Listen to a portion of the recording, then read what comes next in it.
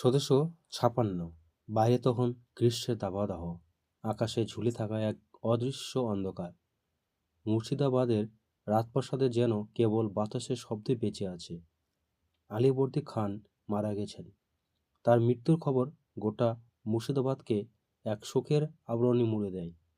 নবাবের দেহ যখন রাজবাড়ির বাগানে শেষ যাত্রার জন্য নামানো হচ্ছিল, তখনও রাজকীয় ঢাক বেজে চলেছে, যেন সেই আওয়াজে ঢাকা পড়ে আছে মানুষের কান্না। এত কিছুর মাঝেও একটি চোখ ফেটে উঠতে চায় আগুনে, তিনি সিরাজদৌল্লা। শুধু নাতি নয়, আলীবর্দীর চোখের মণি ছিলেন সিরাজ।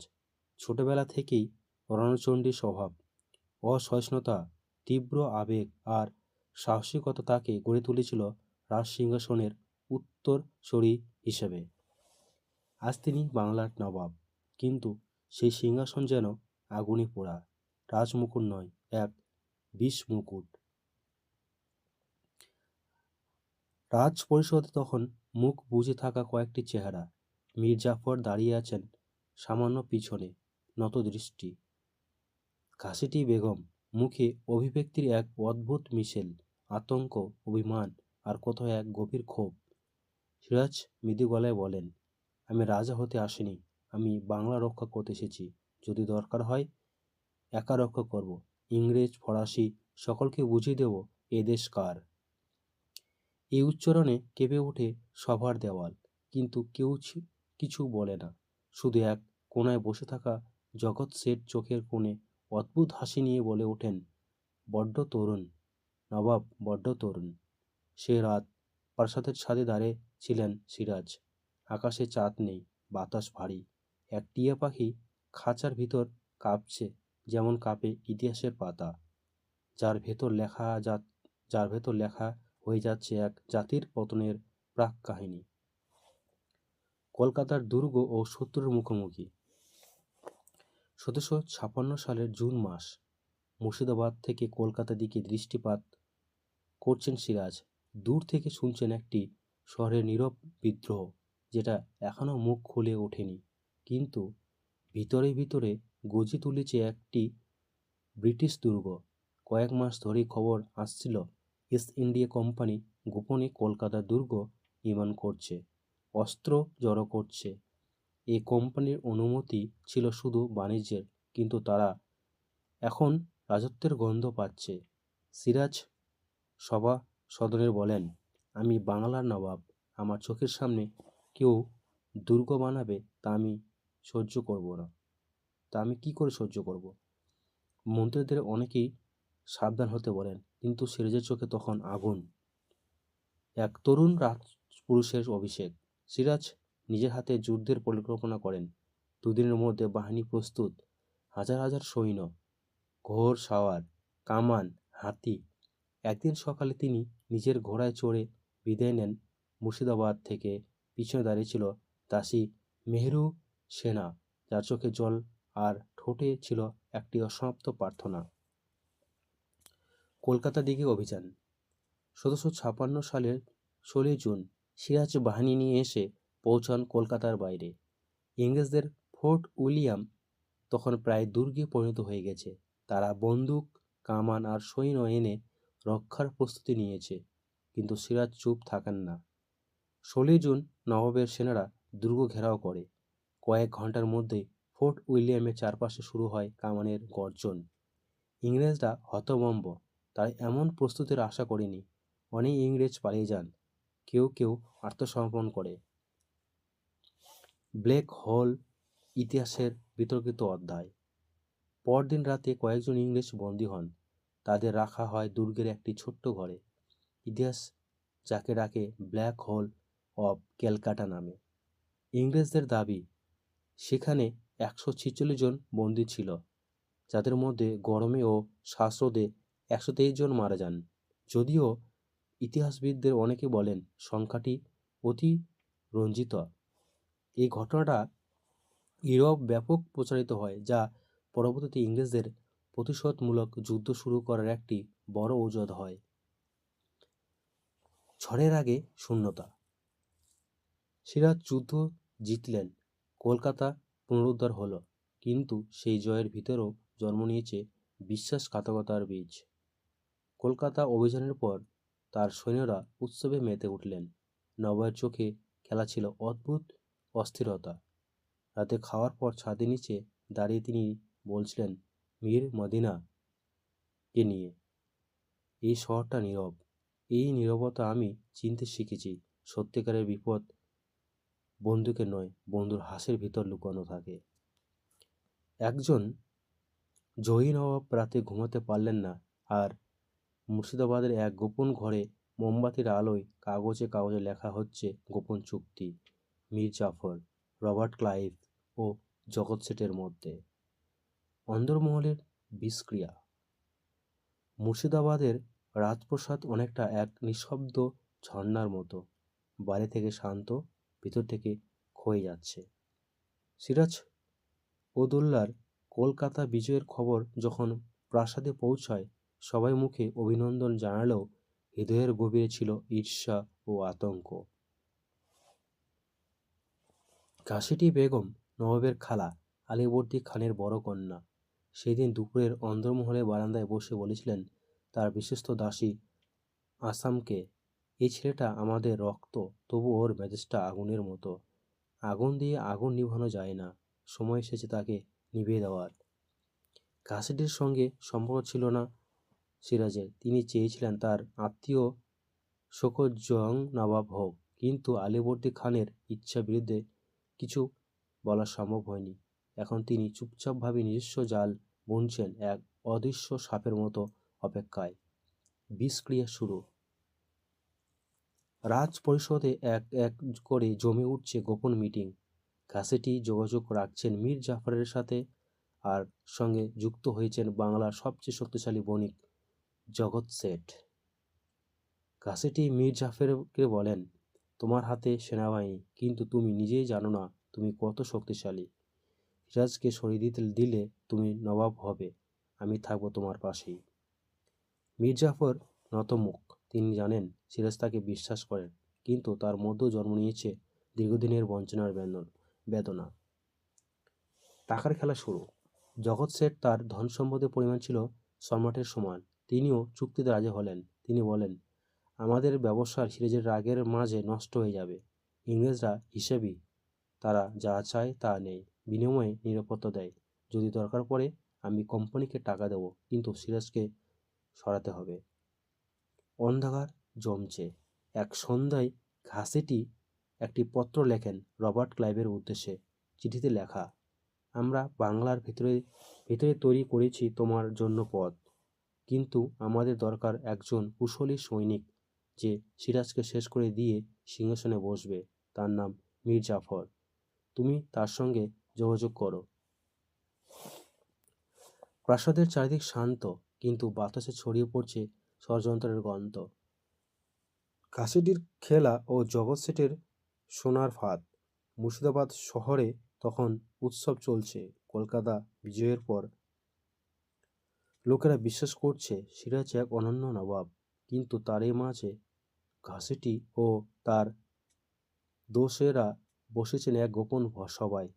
ঘরে আছে ঘাসেটি বেগম, জগৎ শেঠ, রায়দুর্লভ, মীর জাফর, এক ব্রিটিশ প্রতিনিধি ক্লাইভের দূত।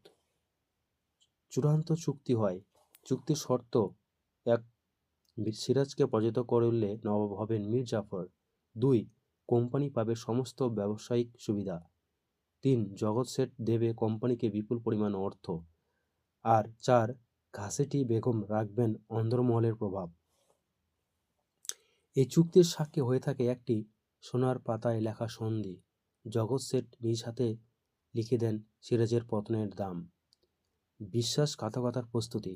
মীর জাফর বাইরে শান্ত, ভিতরে দ্বিধায় জর্জিত। তিনি এক রাতে নিজের স্ত্রীকে বলেন, আমি সিরাজের সেনাপতি, সে আমাকে ভাই ডাকে, কিন্তু আমি কি করব? আমি নিজে তো আর কিছু নই, শুধু এক পুতুল। যাদের হাতে সুতো তারা এখন ইংরেজ। রবার্ট ক্লাইভ সব প্রস্তুত করে ফেলেছেন, এখন প্রয়োজন যুদ্ধের মঞ্চ। তিনি তিনি বলেন, আমরা যুদ্ধ করব না বন্দুক দিয়ে, না যুদ্ধ করব বিশ্বাসঘাতকতা দিয়ে। মীর জাফর সৈনিক ওর ছায়া। 17 সালের জুন মাস। গ্রীষ্মের দাবদাহে বাংলার মাটি তখন উত্তপ্ত। মুর্শিদাবাদ থেকে নদিয়ার দিকে রওনা হয়েছে নবাব সিরাজদৌল্লার সৈন্যবাহিনী। উদ্দেশ্য ইংরেজ দমন করা।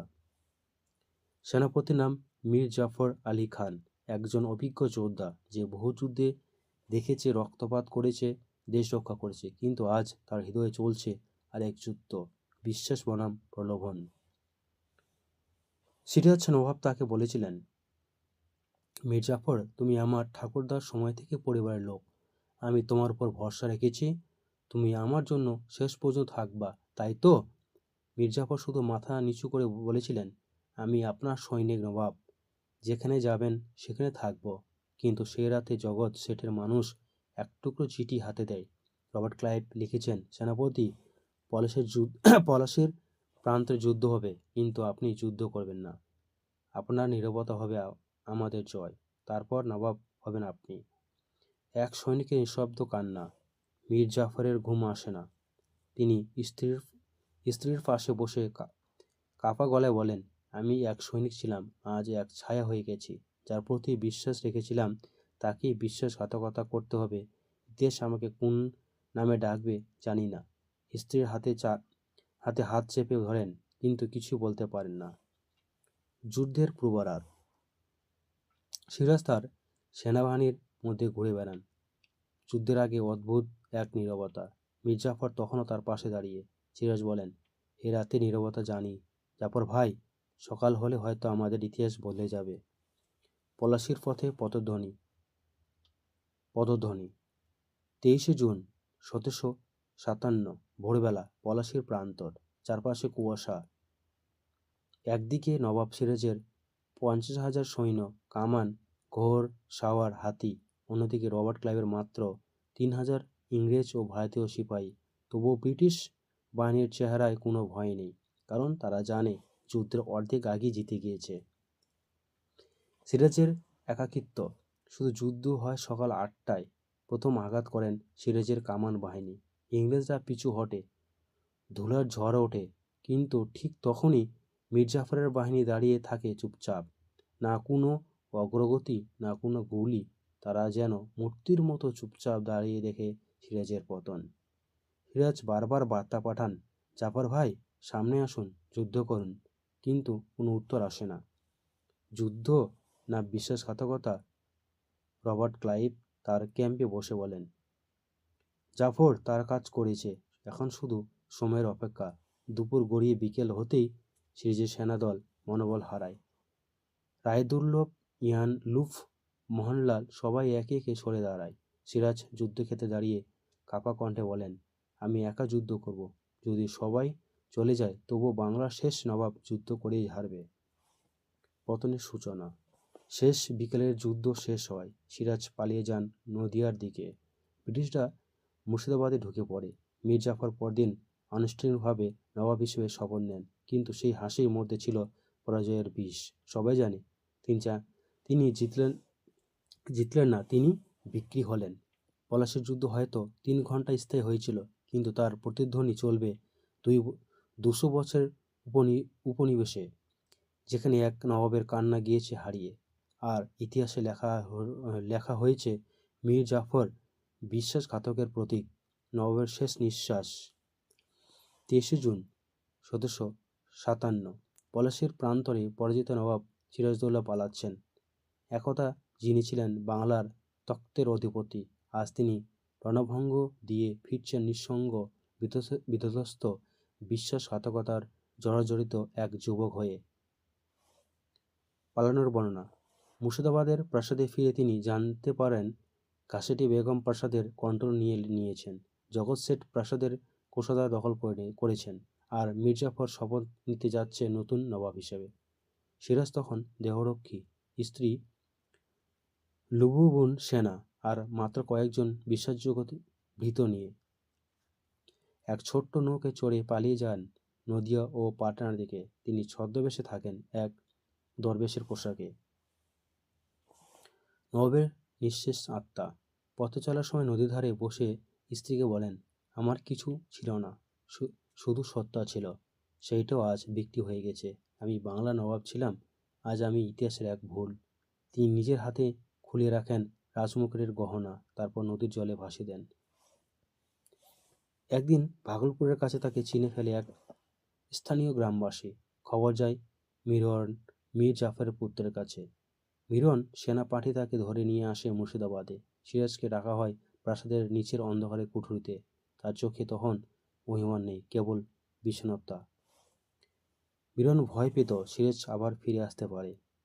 1757 সালের 2 জুলাই রাতের অন্ধকারে একজন দাসী বিষ মেশানো খাবার দেন, তাও সিরাজ বেঁচে যান। পরদিন সকালে নাজিমউদ্দিন নামে এক ঘাতক তাকে গলা টিপে হত্যা করে। তার বয়স তখন মাত্র 24 বছর। বাংলার শেষ স্বাধীন নবাব নিঃশব্দে চলে গেলেন। বাংলা বিক্রি হলো ইতিহাসে ইতিহাসে অমাবস্যা। নবাবের মৃত্যু পরদিন সকালেই মুর্শিদাবাদের প্রাসাদে ঘোষণা করা হয়, সিরাজ আত্মহত্যা করেছে। কিন্তু শহর জানে সত্য। সিরাজ ছিলেন কঠোর, উগ্র, তবু তিনি ছিলেন বাংলার সন্তান। গ্রামে গ্রামে কান্না শুরু হয়। মহিলারা আঙ্গুলে কালো সুতো বাঁধে আর বলে, একদিন আবার সে ফিরে আসবে, গরিবের হবে হোক নেবে। একদিন আবার সে ফিরে আসবে, গরিবের হক নেবে।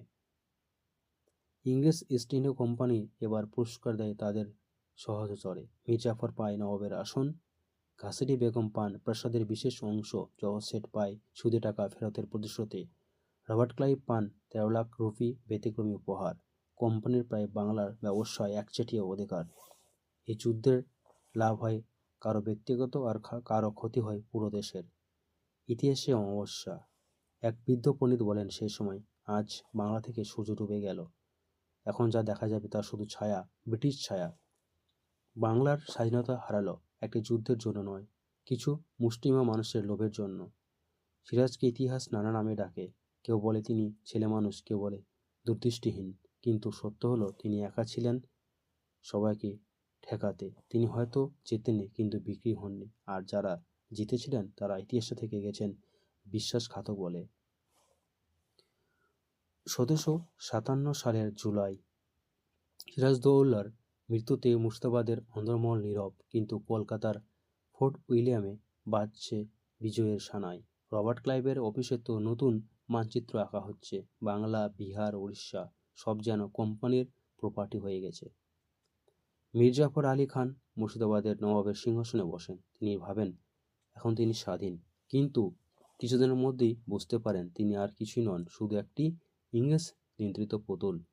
ইস্ট ইন্ডিয়া কোম্পানি একে একে শুরু করে কুঠি নির্মাণ। বাংলা ভেতরে তৈরি হয় ছোট ছোট কোম্পানি শহর। ট্যাক্স সংগ্রহ, ব্রিটিশরা স্থানীয় কৃষকের কাছ থেকে দ্বিগুণ খাজনা নেয়।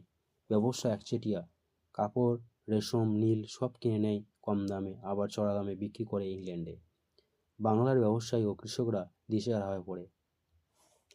মীর জাফরের সামনে ক্লাইভ ও অন্যান্য সাহেবরা জনসাধারণের উপর নানান জুলুম চালায়। কেউ প্রতিবাদ করলে তাকে মুঘল আইন ভাঙার দায়ে জেলে পাঠানো হয়। একবার এই ব্রাহ্মণ ভিক্ষা নিতে গিয়ে সাহেবদের ক্যাম্পে ঢুকে পড়ে, যেখানে ইংরেজ অফিসার তার গায়ে আগুন ধরিয়ে দেয়। মীর জাফর চোখে নামিয়ে নেন নবাবের দুঃখে। এক রাতে নবাব তার উজিরকে বলেন, আমি ভাবতাম নবাব হব, এখন দেখি আমি পাহারাদার। যারা আমাকে বসিয়েছে তারাই আজ আমাকে চালাচ্ছে। সময় গড়ায় ইংরেজরা বুঝতে পারে মীর জাফর তাদের জন্য লাভজনক নয়। তিনি খাজনা তুলতে পারছে না, প্রজারা বিদ্রোহ করছে। 1760 সালে ক্লাইভ ও কোম্পানি তাকে পদচ্যুত করে নতুন নবাব বানায় মীর কাসিম জাফরের জামাতা। মীর জাফর তখন পুরনো প্রাসাদে। তিনি এখন ইতিহাসের সবচেয়ে ঘৃণিত চরিত্র। জনগণ তাকে বিশ্বাসঘাতক বলে অভিশাপ দেয়। প্রতিদিন প্রাসাদের বাইরে লোক জড়ো হয়, কেউ থুতু ছোড়ে, কেউ ঢিল ছোড়ে। মীর কাসিম নিজেও স্বাধীন হতে চেয়েছিলেন, কিন্তু কোম্পানির বিরুদ্ধে যুদ্ধ করেন, কিন্তু হেরে যান বক্সার যুদ্ধে 1764 সালে। অবশেষে আবার মীর জাফরকে নবাব বসানো হয়, কিন্তু এবার তার স্বাস্থ্য ভেঙে পড়েছে, আত্মা দগ্ধ। 1765 সালে 65 বছর বয়সে মীর জাফর মারা যান। তার মৃত্যু নিয়ে কেউ শোক প্রকাশ করেনি, শুধু তার একমাত্র কন্যা কেঁদে বলেছিল, আমার বাবা দেশ হারালেন, নাম হারালেন, আত্মা বিক্রি করে গেলেন। মীর জাফরের কবর আজও মুর্শিদাবাদে আছে। সিরাজের কবর ঠিক উল্টো দিকে। দুজনেই রাজা ছিলেন, কিন্তু একজন প্রাণ দিয়ে ইতিহাস হয়েছেন, আর অন্যজন বিশ্বাসঘাতক হয়ে চিরস্থায়ী রয়েছেন। ১৭৫৭ সালে বাংলার যে পলাশী যুদ্ধ হয়েছিল তা শুধু একটি যুদ্ধ ছিল না, তা ছিল ভারতের দীর্ঘ পরাধীনতার সূচনা। একটি যুদ্ধ যেখানে বন্দুক কম চালানো হয়েছিল, কিন্তু বিশ্বাসঘাতকতা চালানো হয়েছিল নিরন্তর। সিরাজদৌল্লার মারা যাওয়ার বহু বছর পরও মুর্শিদাবাদের মানুষ রাতে ঘুমাতে ভয় পেত। অনেকে বলতো, রাতে নদীর ধারে কে যেন হেঁটে বেড়ায়, এক যুবক, গায়ে সাদা জব্বা, হাতে রক্তমাখা তরবারি।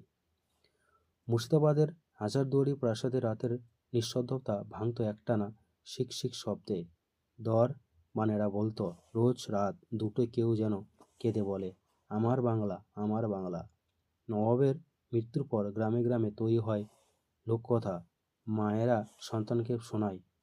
সিরাজ একটা আলো ছিল যাকে অন্ধকার খেয়ে ফেলল, কিন্তু সে আলো একদিন আবার জ্বলে উঠবে। বাংলার কবিরা তখনও সিরাজকে নিয়ে গান লেখে, দুঃখের নবাব, নিঃসঙ্গ নায়ক, যাকে তারই জনরা বিক্রি করেছিল। এক বৃদ্ধ পণ্ডিত লিখেছিলেন তার দিনলিপিতে, সিরাজ অপরিণত হতে পারে, কিন্তু সে মীর জাফরের মতো বিশ্বাসঘাতক ছিল না। ইতিহাস যদি মানুষ হতো, তাহলে সে হয়তো লজ্জায় মুখ লুকোতো। আজ 200 বছর বেশি কেটে গেছে, কিন্তু 23শে জুন এলেই পলাশী যেন আবার রক্তাক্ত হয়ে ওঠে। আজ যেখানে যুদ্ধ হয়েছিল সেখানে শুধু একটি স্মৃতিস্তম্ভ দাঁড়িয়ে আছে, লেখা আছে, এইখানে বাংলার শেষ স্বাধীন নবাব পরাজিত হন। লোকেরা আজও এসে ফুল দেন, কেউ কেউ মাটিতে হাত দিয়ে বলেন, এই মাটি বিক্রি হয়েছিল, আর আমরা আজও তার দাম দিচ্ছি। আজও যদি আমরা তাকাই রাজনীতি, সমাজ বা অর্থনীতির দিকে, আমরা দেখতে পাই ক্ষমতা লোভে মানুষ সততা ত্যাগ করে, নিজের স্বার্থে কেউ দেশ বিকিয়ে দেয়। মীর জাফরের মতো চরিত্ররা নানা রূপে আজও বেঁচে আছে। ইংরেজরা সিরাজকে বলেছিলেন ক্রুয়েল, ইমুইটার, ফুলিশ, কিন্তু বাংলার কৃষক শ্রমিক মানুষ বলেছিল আমাদের নবাব।